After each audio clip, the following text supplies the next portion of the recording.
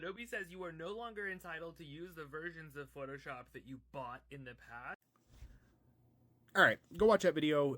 If you don't know, Photoshop at one point in time used to be a standalone product that you bought. Sometimes the Creative Suite, sometimes you bought pieces of it.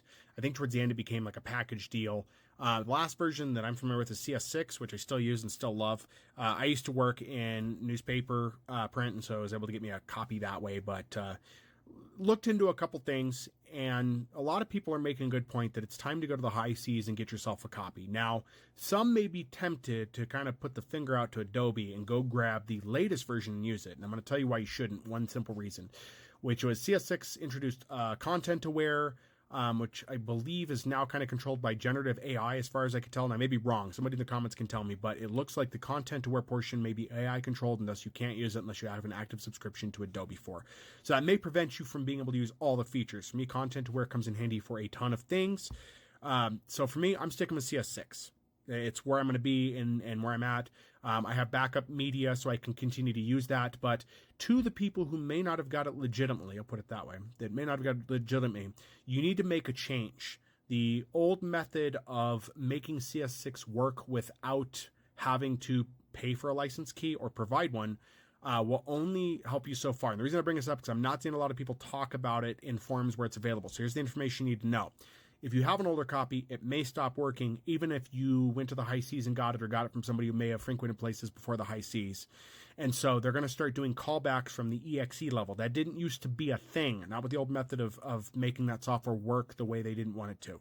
What you need to do, there's guides to look up how to make a batch file to do this quickly so you're not doing it, over time and taking a long time, is you need to put rules into your firewall at this point, even for the old versions, to block the EXEs from making outbound calls.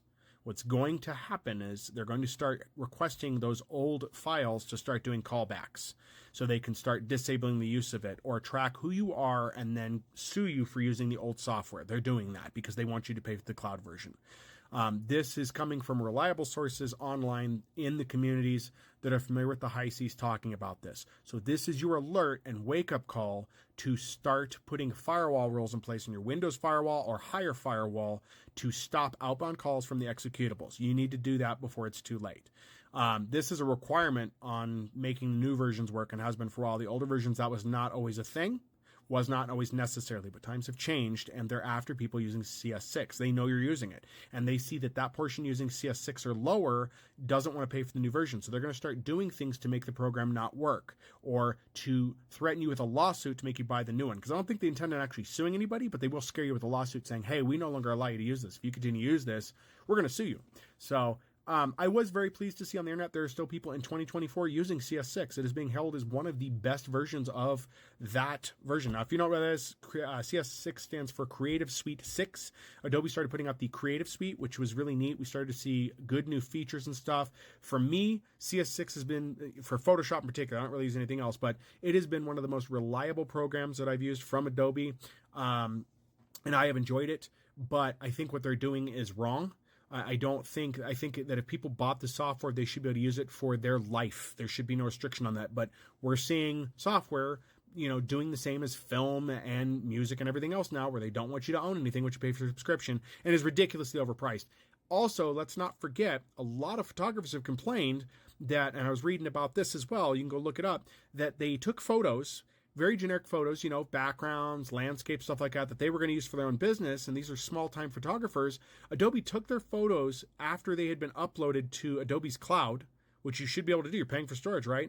Adobe then stole the images and started selling them as stock photography, knowing the small-time photographers could not pay for the legal support to fight Adobe on this.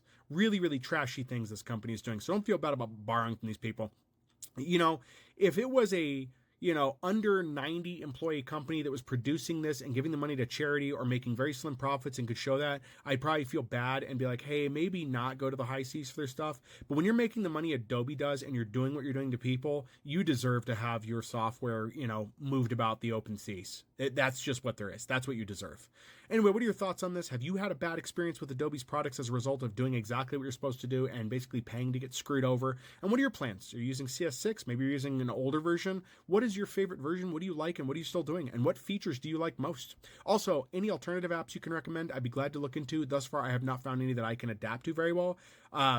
GIMP is one of those. I tried it, but the interface was not where I wanted it to be. But what other programs do you guys recommend or have tried and like better than Photoshop or on par with? Let me know.